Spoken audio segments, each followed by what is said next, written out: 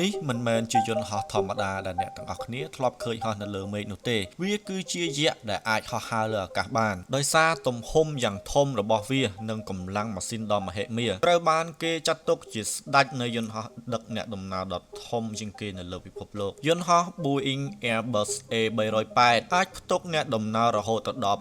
853នាក់ទម្ងន់របស់វាផ្ទុកសរុបបានរហូតដល់575តោនយក្សដ៏ធំមួយនេះវាអាចហោះហើរនៅលើផ្ទៃអាកាសបានចម្ងាយ15200គីឡូម៉ែត្រដោយតម្លៃខ្លួនរបស់វាមានតម្លៃរហូតដល់445លានដុល្លារហើយវាមានបណ្ដោយរហូតដល់239ហ្វីតកម្ពស់78ហ្វីតនិងរយៈទទឹងសរុប